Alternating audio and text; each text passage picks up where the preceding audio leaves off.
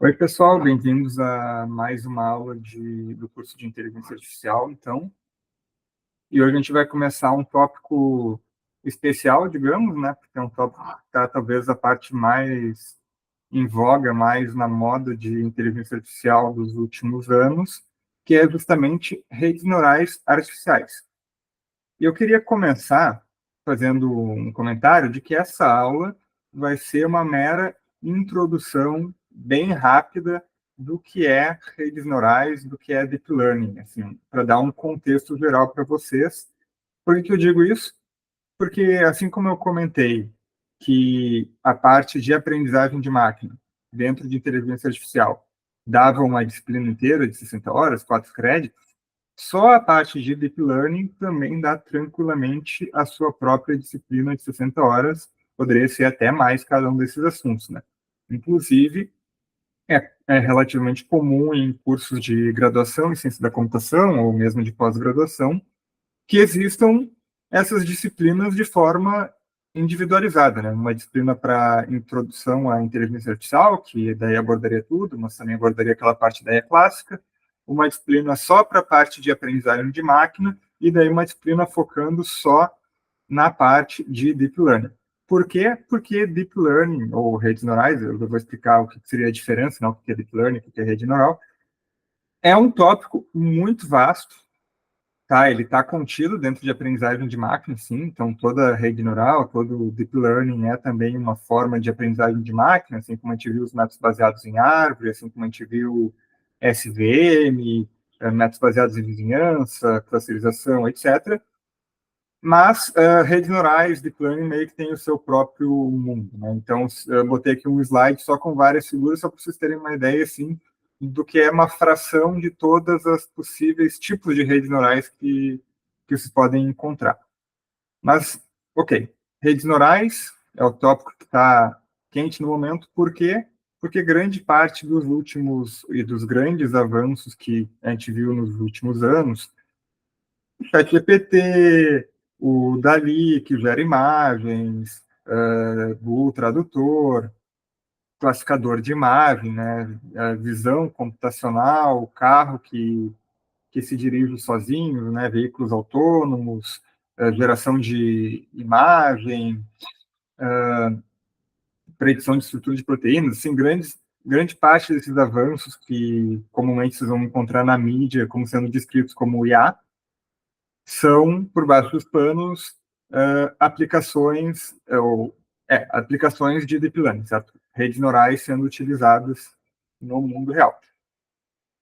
Então, deep learning é um tópico que pode, num primeiro momento, parecer bem mais difícil do que o restante, né? Então, até botei essa tirinha que é uma piadinha ali, né? O personagem está olhando ali, regressão linear, árvores de decisão. Isso faz sentido.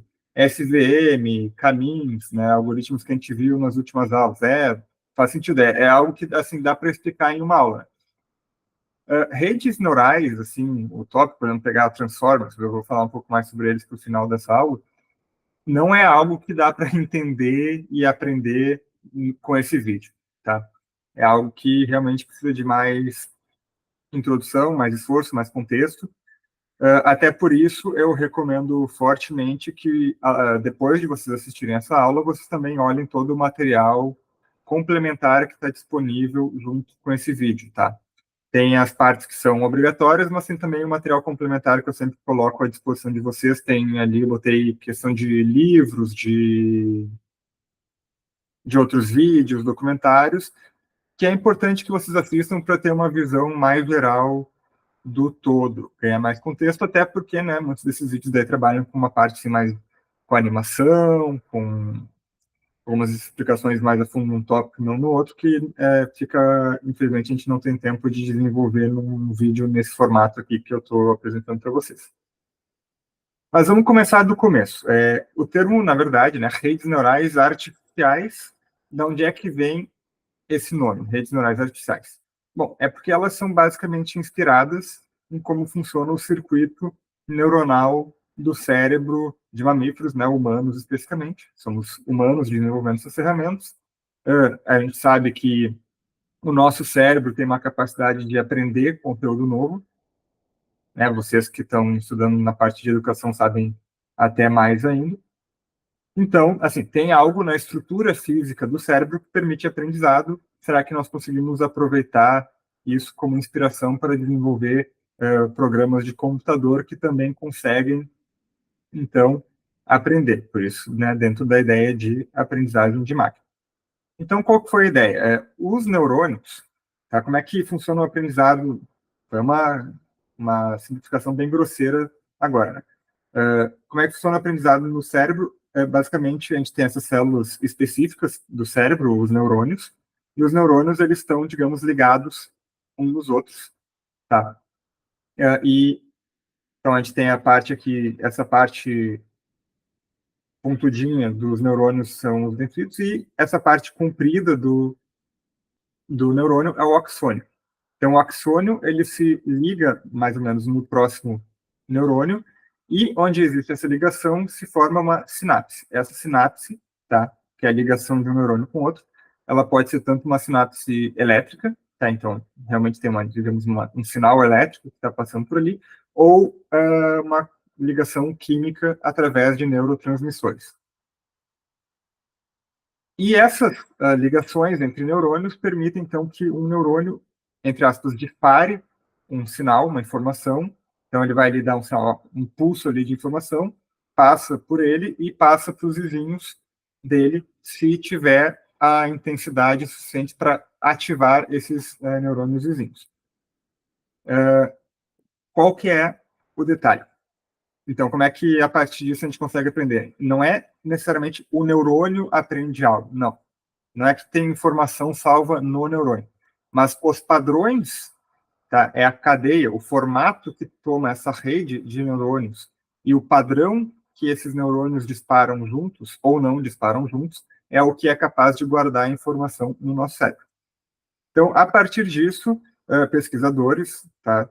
Estatísticos, cientistas da computação, neurocientistas, etc., tomaram como inspiração para desenvolver sistemas muito mais simples, tá? Não é, assim, tem a gente até muitos pesquisadores que criticam o termo redes neurais porque, assim, não é a mesma coisa que um cérebro humano está ali, mas é inspirado e faz, assim, algum sentido com uma metáfora.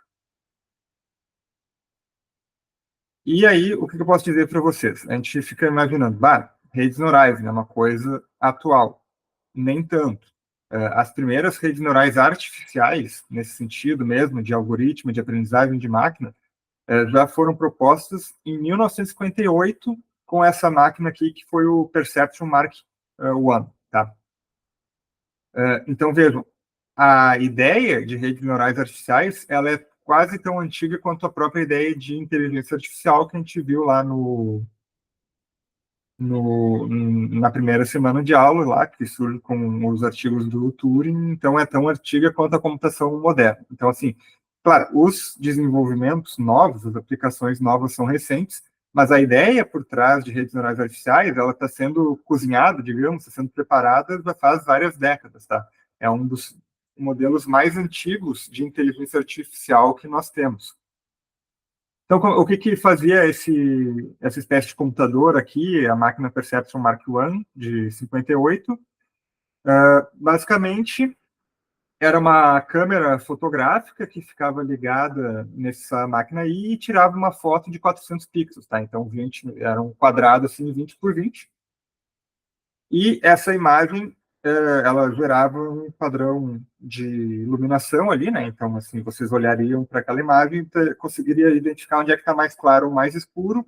E, basicamente, foi implementado um algoritmo, assim, nesses fios aqui, que, dependendo, então, se em cada pixel da imagem, desses 4 pixels, a gente tinha uma intensidade de luz mais ou menos luminosa, os neurônios artificiais, ou neurônio artificial, responderia de tal ou tal maneira, baseado nisso aqui. Ele devolveria uma função, basicamente matemática, que devolvia o valor 1 se um peso vezes a entrada. Então, x aqui é o valor de intensidade do pixel, certo? Então, quanto mais, digamos, o quão escuro ou o quão claro era o pixel. Então, se um peso, que é um número, vezes essa entrada que é o valor do pixel, mais um outro valor, que é esse B aqui, que a gente vai chamar de o bias, é W de weight, que é peso em inglês, e B de bias, que é viés em inglês. Então, se multiplicar essa entrada por esse peso e somar com esse outro valor, que é o B, for um resultado maior ou igual a zero, a minha função devolvia 1. Se não, se devolver um valor negativo, ela devolvia zero. Então, isso aqui era suficiente para esse primeiro perceptron conseguir aprender a identificar algumas imagens de uma máquina fotográfica bem simples, bem rudimentar. Então, claro, de lá para cá, algoritmos de aprendizagem de máquina e de redes neurais especificamente evoluíram muito, mas a ideia principal é que esse perceptron de 1958 ele deu origem à ideia do neurônio, que é a unidade básica de uma rede neural que nós temos hoje. Então, deixa eu tentar explicar para vocês por esse diagrama como é que funciona o neurônio de uma dessas redes neurais. A gente vai ter um dado de entrada, pode ser o valor de pixels de uma imagem, pode ser alguma representação de um texto, pode ser uma tabela de valores, tipo assim, tem uma tabela de números no Excel, é o meu dado, tá? Um dado referente a algum fenômeno que eu estou estudando, se é algo que eu quero classificar, se é algo que eu quero prever, etc. Então, o que eu vou pegar? Eu vou pegar esses dados, tá? Esses valores, eles são esses x aqui, eles vão ser multiplicados por um peso, que é esses dados. Então, eu pego uma informação de entrada, multiplico pelo peso. Eu pego a soma de cada entrada vezes o seu peso para todas as entradas e todos os pesos e somo elas. Além delas, eu somo esse valor B, que é o bias. Tá? Então, multipliquei esses valores, somei os valores, deu? Não, eu vou passar daí por uma função de ativação, já comentei sobre isso, mas imagine assim, eu peguei esse valor que é o somatório de tudo, passei pela função de ativação, e o resultado dessa função, então, é a saída y do meu neurônio. Como é que vai funcionar uma rede neural? Eu vou pegar e vou construir camadas com vários desses neurônios em paralelo, e um neurônio, basicamente eu vou ligar a saída de um neurônio à entrada do neurônio seguinte. Então, agora, em vez de a gente considerar que esse X aqui é a entrada da rede neural, a gente pode considerar que essa entrada aqui pode ser a informação que está vindo do neurônio anterior, tá? Então, um neurônio da rede neural é basicamente só esse modelinho que está na tela agora. Deixa eu já explicar. Para que servem os pesos? Basicamente, os pesos vão dizer para o neurônio, e daí o neurônio vai aprender algum padrão que, como a gente falou na analogia com o cérebro, são esses padrões que vão permitir que a rede neural aprenda conceitos, aprenda estruturas a partir dos dados. Então, esses pesos vão dizer assim, qual que é, digamos, a importância dessa entrada para esse neurônio. Então, se esse peso aqui for um peso com um número muito grande, ele vai dar mais importância para a entrada X1. Se o peso W2 for o mais importante, for um maior valor, ele vai dizer que X2 é mais importante para se revelar o que esse neurônio está aprendendo a fazer, e assim por diante. Se W2 for um valor muito pequeno, aí é o contrário, certo? Ele está dizendo meio para desconsiderar o X2. O que o valor B está fazendo? Ele está basicamente dizendo assim, ele vai ajudar a determinar qual que é o valor necessário da soma de tudo, assim, é basicamente quanto intenso tem que ser a entrada do neurônio para ele disparar. Então é assim, o B ele está controlando o fluxo de informação desse neurônio para o neurônio seguinte. Bom, vamos olhar o que essa função de ativação faz. Qual que é a questão? Se eu não tivesse a função de ativação, se eu só passasse esse valor do somatório de tudo e ligasse esses neurônios, se vocês lembrarem um pouco de álgebra linear, não sei quão familiares vocês estão, mas basicamente deep learning, redes neurais, é álgebra linear e cálculo diferencial. Então, se vocês lembrarem desses de álgebra linear, vocês vão ver que se eu não tivesse a função de ativação, basicamente eu estou pegando números, multiplicando por outros números, somando números e fazendo isso em sequência. Tá? Isso só permitiria que a minha rede neural aprendesse relações lineares entre os dados. Relações lineares são aquelas representadas por uma linha reta, basicamente. E, obviamente, existem dados com relações que não são lineares. Por exemplo, uma curva quadrática, uma parábola, eu não conseguiria representar com uma rede só dessa maneira. Então, o que a gente faz para permitir que a rede neural incorpore ou aprenda padrões mais complexos? A gente adiciona uma função de ativação que ela não é linear. Ou seja, a gente adiciona alguma quebra, tá, no meu padrão de saída da rede, do neurônio, tá, que aplica uma não linearidade. Qual que é? Existem várias funções de ativação diferentes, tá? Antigamente se usava bastante, por exemplo, a sigmoide, que é a curva logística, que é essa aqui que vocês estão vendo. E basicamente, sim, se era um valor negativo, ficava perto de zero, aí quando ia se aproximando de um, ia aumentando o valor, e depois, passados os valores positivos, todos se saturam em 1. Hoje em dia, a função de ativação mais popular, digamos, é o ReLU. Tá? ReLU é Rectifier Linear Unit. Um nome complicadinho, mas é bem simples que ela faz. Basicamente, se esse valor aqui está saindo do somatório dos pesos, entrada mais o viés, for um valor negativo, a função ReLU vai devolver zero. Tá? Então, se a entrada do ReLU é um valor negativo, ou zero, ele devolve zero. Se for um valor positivo, ou seja, um valor maior que zero, ele devolve o próprio valor. Então, vira uma função linear desse lado. Então, aqui está a não linearidade, tem essa quebra no zero, valores negativos viram zero, valores positivos continuam iguais. Tá? Recomendo que vocês assistam daí no material complementar, vai ter algumas visualizações que vão deixar bem claro sobre qual é a importância dessas funções de ativação não lineares. Basicamente, elas permitem que, ao colocar vários neurônios em cadeia, basicamente eu consiga fazer ajustes no padrão que está sendo aprendido pela rede neural, que vão tornar, que vão ficar cada vez mais fiéis. Enquanto se eu não tivesse a não linearidade, como eu falei, eu só conseguiria aprender relações lineares entre os dados. Então, o que é a rede neural? É basicamente eu pegar vários desses neurônios que eu expliquei agora para vocês. Então, imagine assim, cada bolota aqui, cada círculo, é um desses neurônios igual a esse aqui. Então, aqui estão as entradas, aqui estão as saídas. Basicamente, o que eu faço é colocar vários desses neurônios em paralelo, formando uma camada, e ligar camadas em outras camadas. Então, isso aqui é a largura da minha rede, é quantos neurônios eu tenho numa camada, e o número de camadas me dá a profundidade da minha rede. Então, basicamente, eu vou ter uma camada de entrada, que é onde vão entrar os dados que eu estou trabalhando. Eles vão passar pela primeira camada de neurônios. A saída desses neurônios vai ser ligada na segunda camada. A saída da segunda camada vai ser ligada na terceira camada. A saída da terceira camada vai ser ligada na quarta camada, e assim até chegar numa camada de saída. Então, eu vou ter a camada de entrada, essas camadas intermediárias e a camada de saída. Essas camadas intermediárias, em vermelho aqui na imagem, laranja, elas têm um nome específico que a gente chama de hidden layers, ou camadas ocultas.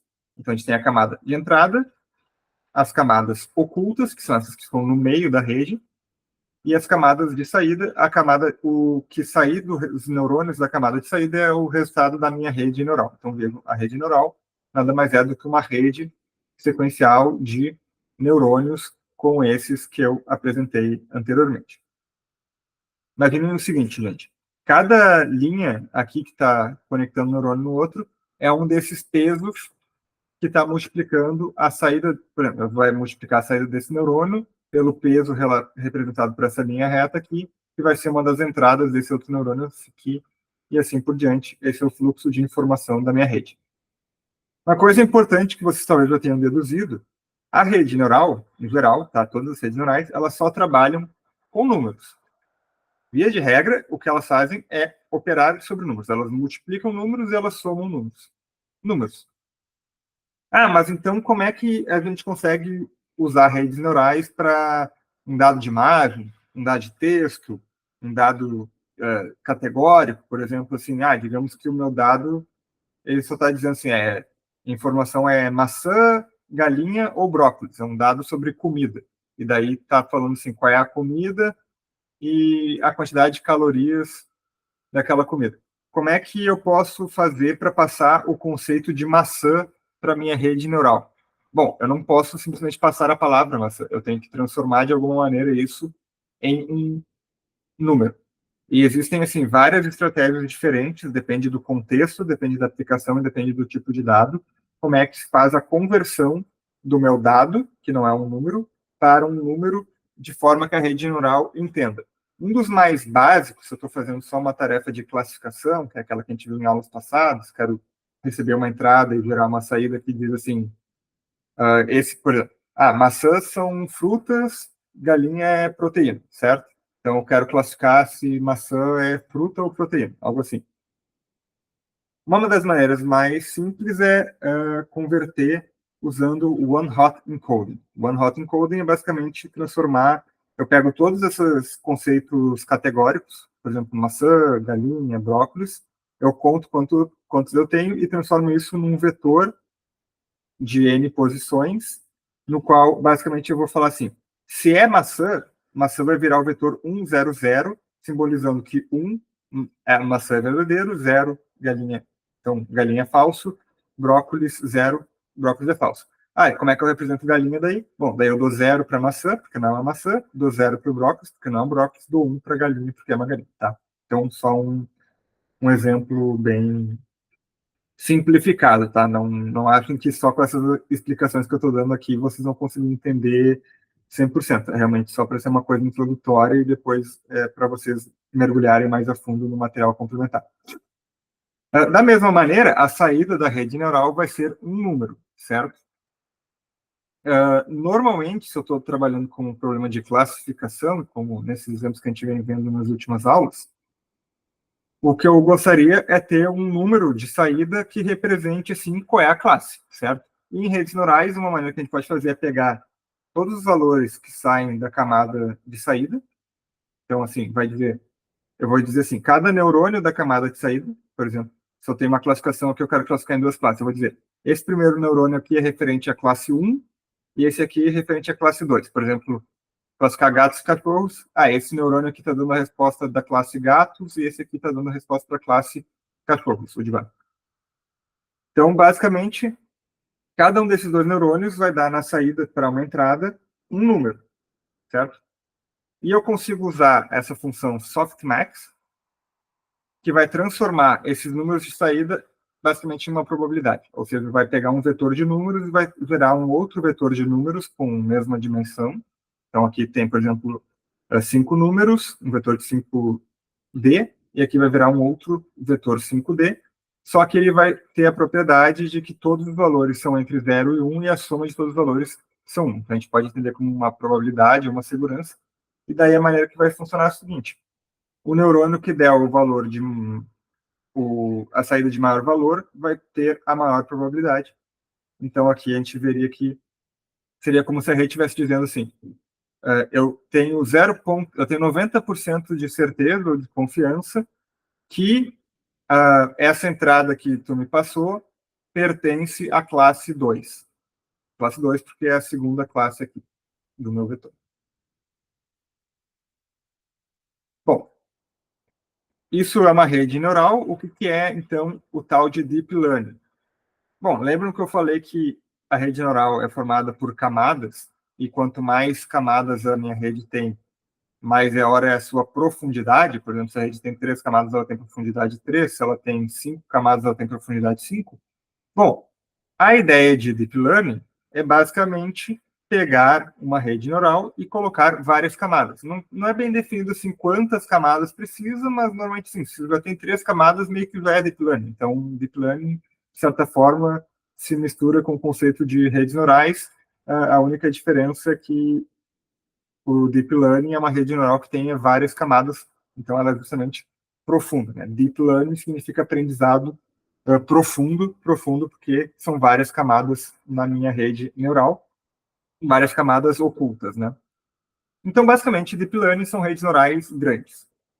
O que tem se observado com cada vez mais evidência de uns anos para cá, é o seguinte: existe um resultado teórico que diz o seguinte: se eu tenho uma rede neural com uma só camada oculta. Então, tem a camada de entrada, a camada oculta e a camada de saída. Se essa camada for grande o suficiente, ou seja, se eu colocar neurônios suficientes nessa minha camada, ou seja, ela for bem larga, ela consegue aproximar o comportamento de qualquer função de forma arbitrária. Então, lembre-se lá das aulas de teoria da computação que vocês tiveram, né? Basicamente, o que está falando é o seguinte: se a minha rede tiver neurônios suficientes na camada oculta, ela consegue aprender qualquer função. Qual que é o problema? Na prática, é muito difícil de treinar uma dessas redes. É muito difícil fazer uma rede dessas aprender qualquer coisa. Então, é um resultado na teoria, mas na prática não funciona bem assim. O que se observou, contudo, é que se eu tenho uma rede neural com várias camadas, ou seja, uma rede profunda em vez de larga, essas redes conseguem aprender de forma muito mais fácil.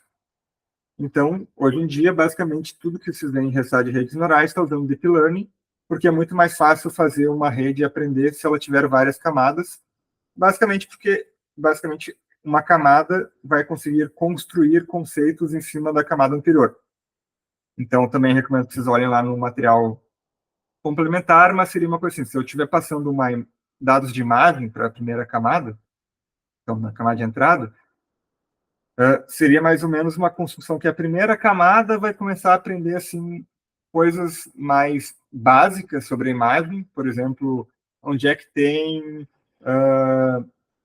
uma linha separando dois objetos, assim, uma região que tem alto contraste na imagem. Enquanto que as camadas finais da minha rede, elas vão estar aprendendo conceitos como, por exemplo, é um cachorro porque tem aqui dois olhos e um focinho nessa posição, entende? Então, as camadas mais finais, elas conseguem construir em cima do resultado das camadas anteriores. É um resumo bem simplificado de como é que essas redes neurais conseguem aprender usando esse tipo de estrutura.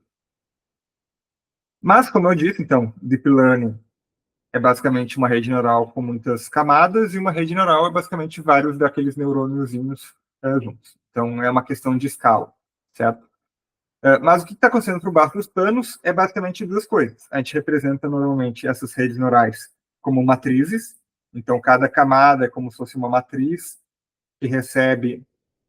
Então, cada camada não, na verdade, essas conexões aqui são os pesos, né? Ligando os neurônios dessa camada aos neurônios dessa outra camada. Então, esses pesos aqui a gente consegue representar com uma matriz, e a passagem de informação de uma camada para outra é basicamente ir multiplicando as matrizes pelas entradas, né, que são a saída da outra. Então, é uma grande cadeia de multiplicação de matrizes, com algumas somas envolvidas, né? Tem que somar os valores intermediários. Mas, basicamente, então, é uma grande soma de matrizes, uma grande multiplicação de matrizes por baixo dos panos, o Deep Learning. E o aprendizado, né? Até agora eu falei assim, mais ou menos como se a rede neural já existisse e já soubesse o que fazer, mas como é que ela sabe o que fazer de fato? Bom, para aprender, a rede neural ela tem que usar cálculo, tá? Cálculo diferencial. Então, é basicamente calcular derivadas. Já vou dar uma ideia de como é que isso funciona. Mas só quero dizer, então, para vocês o seguinte: a gente monta essa rede neural, a gente determina qual é o tamanho, qual é o formato dela. Eu vou falar mais a respeito sobre formatos de redes neurais. A gente chama de arquitetura. Então, normalmente, sim, os padrões da rede, assim, o número de neurônios, número de camadas, tipo de camada, tipo de função de ativação, isso tudo junto a gente chama de arquitetura da rede. É, assim, digamos, o formato dela, como é que ela foi construída. E a gente pode construir inúmeras redes diferentes, né? Eu posso pegar aqui e tirar um neurônio, adicionar um neurônio, tirar uma camada, botar uma camada, trocar a função de ativação, etc. Então, vamos ver. Onde é que vai acontecer o aprendizado? É justamente na escolha de valores dos pesos que conectam um neurônio no outro. Então, lembre-se, cada linha aqui conectando um neurônio no outro neurônio é um peso. Lembra? Aquele valorzinho W. A escolha dos valores W, que a gente chama de parâmetros da minha rede neural, parâmetros que são aprendidos, é o que determina o aprendizado da rede neural. Então, o treinamento de uma rede neural é encontrar os valores de W que permitem que ela desempenhe o seu papel. Tá? Então, o objetivo de treinar uma rede neural é encontrar os valores das conexões, os valores dos pesos da rede neural. Bom, o que possibilitou, a gente viu, né, a primeira rede neural lá de 1958. Mas elas tiveram aquele sucesso inicial ali, uma coisa curiosa, mas logo elas pararam de ser usadas. Por quê?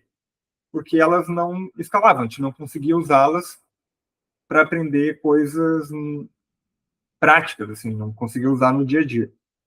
Por que isso mudou hoje?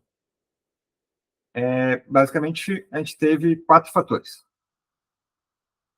O primeiro, que é um dos fatores, é que continuou existindo pesquisa na área, foram se desenvolvendo novos algoritmos mais eficientes, mais espertos, novas arquiteturas, novas maneiras de construir essas redes neurais que permitiram que a gente tivesse redes neurais, digamos, melhores ou mais fáceis de treinar, etc. Mas o que foi o game changer mesmo, né, o divisor de águas, foi a criação e difusão de hardware específico, via de regra, GPUs. O que é GPU? Placa de vídeo. Então, o mercado e desenvolvimento de placa de vídeo, né? Hoje vocês veem assim, a NVIDIA é uma das empresas, se não a empresa mais valiosa do mundo. A NVIDIA produz o quê? Placa gráfica, placa de vídeo para computador. Essas placas de vídeo, originalmente para computadores, elas tinham uma função de serem usadas na placa de vídeo, porque elas eram usadas em aplicações de computação gráfica. Então, por exemplo, todo mundo que joga aí videogame no computador sabe que precisa ter uma boa placa de vídeo para rodar o jogo, porque as operações que a placa de vídeo desempenha, que é basicamente placa de vídeo, é muito rápida para fazer o quê? Operação sobre matriz. Multiplicar a matriz, somar a matriz, etc. E várias aplicações ou vários algoritmos de computação gráfica dependem justamente de operações sobre matrizes, porque imaginem, né, a tela do computador de vocês é como se fosse uma grande matriz de pixels, e daí, assim, quero rotacionar um objeto, quero translacionar um objeto, quero mover a coisa de um lugar para o outro, quero virar uma esfera, calcular luz, luminosidade, né, essas coisas todas são operações, a gente consegue transformar em operações sobre matrizes. Álgebra linear. O que eu acabei de falar sobre redes neurais? Redes neurais, por, entre aspas, coincidência, são justamente operações também sobre matrizes. Então, ao desenvolver GPUs, né, Graphic Processing Units, placas de vídeo, cada vez mais sofisticadas, mais úteis e mais baratas, isso imensamente desbloqueou o potencial de a gente criar ou treinar redes neurais, utilizá-las, redes neurais cada vez maiores. E o que eu falei? Quanto mais profundo for a rede neural, digamos, quanto maior for a rede neural, maior aparentemente é a capacidade dela aprender coisas. Então, o desenvolvimento de placas de vídeo permitiu que a gente treinasse redes neurais cada vez maiores. Só que qual que é o outro fator? Rede neural quer ser grande para aprender bastante coisa. Só que para ser grande, você tem que alimentar essa rede neural. Tá? Não, se tu tem pouco dado, poucas entradas para passar para a rede neural, ela não consegue aprender tão bem. E antigamente a gente não tinha muitos dados, certo? Era difícil ter dados de qualidade. O que mudou? Internet, rede social, grandes bancos de dados, grandes projetos de ciência, grandes processos de grandes projetos de engenharia, da medicina, etc., que permitiram o acúmulo de dados padronizados e a disponibilização desses dados de forma mais fácil através da internet. Então, 10 anos atrás, 20 anos atrás, ou se a gente for lá para 1958, a gente não tinha, por exemplo, como pegar tanto texto para fazer um algoritmo que, quero fazer uma rede neural que traduz textos do inglês para o português, certo? Bom, a gente precisa ter uma rede grande e a gente precisa ter muitos textos do inglês e muitos textos do português. A gente precisa ter pares de textos do inglês para o português. Não é uma coisa fácil de ter. Hoje em dia, entre aspas, relativamente fácil, porque vocês podem entrar na internet e fazer download de milhares de textos, certo? Vai na Wikipedia, ali já tem muito texto, tem scanner de livros, fóruns de discussão, redes sociais, etc. Mesma coisa para imagens, mesma coisa para dados médicos. Então, o que permitiu essa renascença de redes neurais, digamos, nos últimos anos, foram esses 4 fatores. A web, tá? Internet, novos algoritmos mais sofisticados, placas de vídeo e hardware, maior poder computacional e uma grande, enorme quantidade de dados, né? O que a gente chama de Big Data. Então, tendo isso em mente, tá? Como eu falei para vocês, como é que a gente descobre, usando esses possibilitadores, como é que a gente faz para descobrir os pesos da rede neural para uma rede neural que possibilitam que essa rede neural aprenda alguma tarefa. E só para deixar claro para vocês, né? Não existe uma grande rede neural que faz tudo. Tá? A gente está falando de uma família de algoritmos, que a gente chama de deep learning, de redes neurais, e normalmente sim. Eu quero ter a rede neural que classifica imagens de gato e de cachorro. Isso vai ser uma rede neural. Eu quero ter o ChatGPT. Isso é outra rede neural, certo? Então, a gente vai treinando redes neurais, não existe uma única rede neural disponível, tá? A gente treina as redes neurais para uma tarefa específica em um conjunto de dados específicos. Então, para cada conjunto de dados e para cada tarefa, a gente tem que treinar essa rede neural. E para treinar essa rede neural, lembrem-se, a gente quer descobrir o valor correto dos pesos que permitem que a rede desempenhe seu papel com sucesso.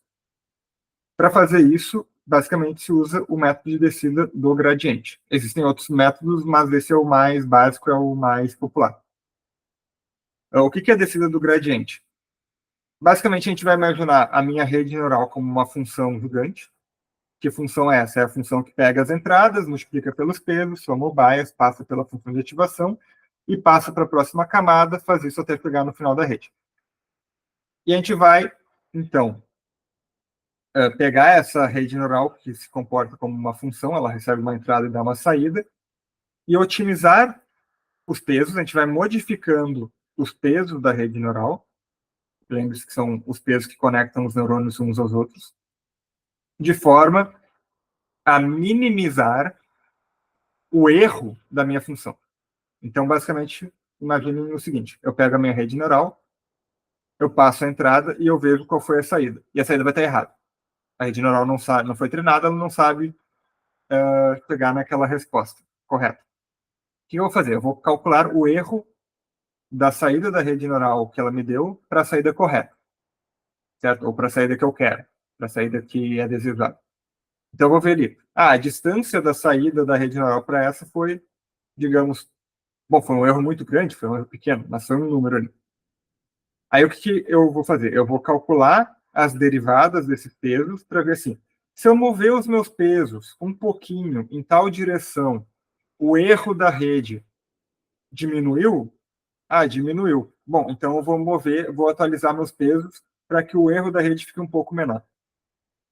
E eu vou sempre fazendo isso, então imagine, é como se esse diagrama que está aparecendo aqui é uma versão 2D, aqui uma versão 3D, né? Lembre-se que numa rede neural, normalmente a gente vai trabalhando com uma dimensão muito maior.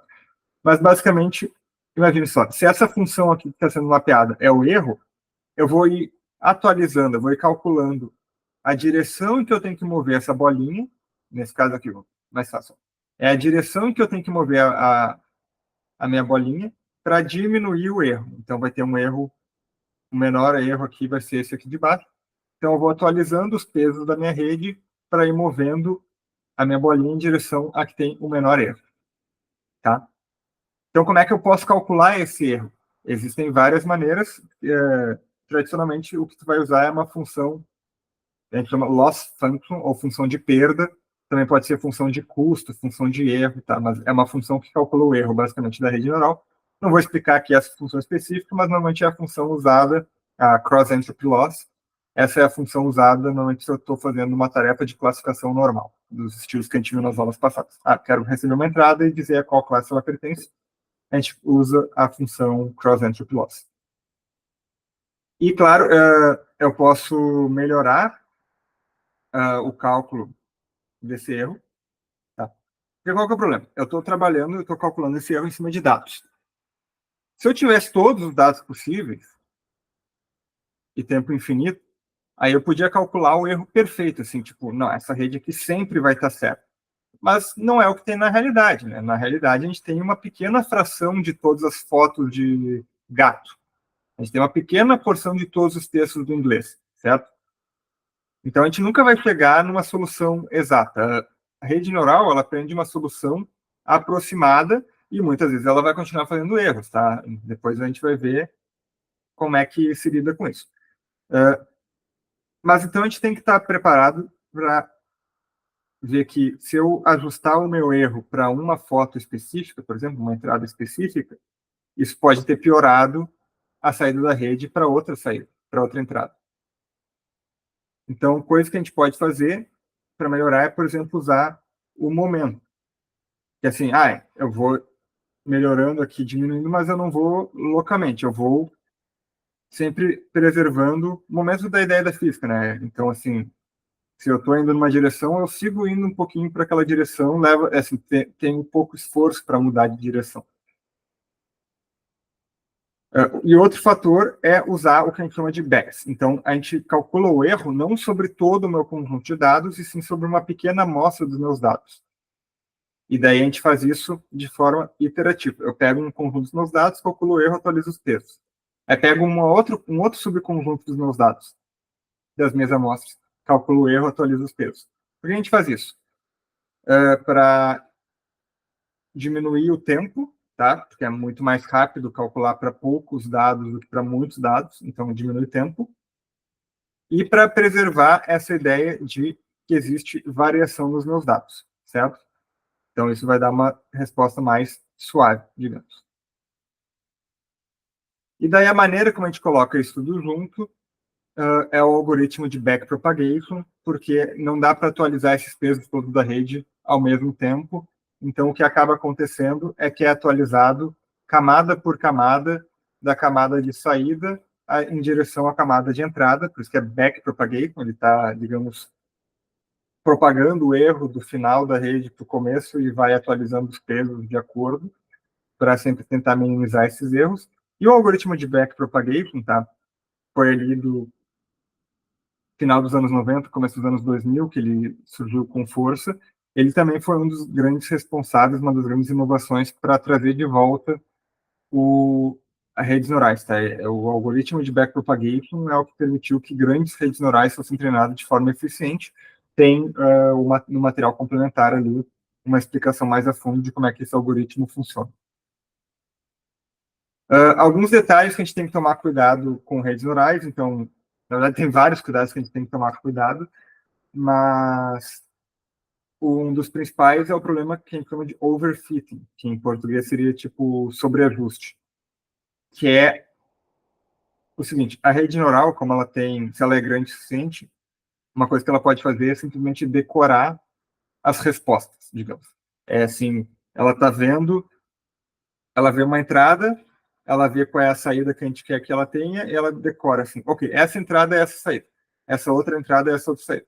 E o que ela acaba fazendo é decorando todas as entradas que ela viu, e dela sempre dá a resposta perfeita.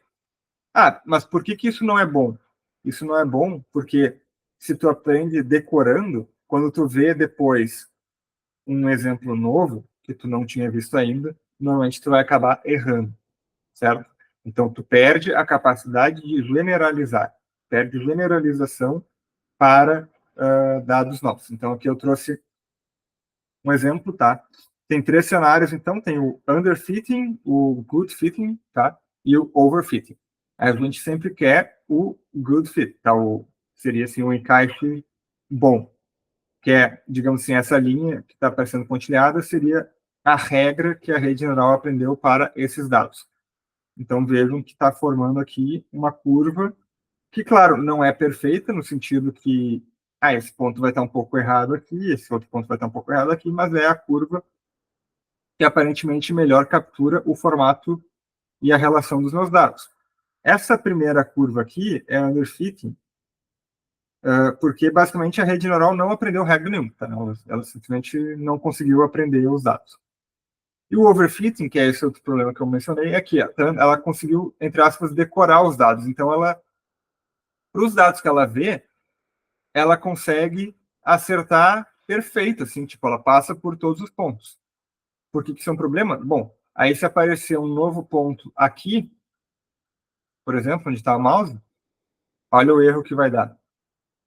Enquanto que esse aqui, se aparece aqui, vai ser um erro muito mais suave, porque ela realmente aprendeu a relação dos dados.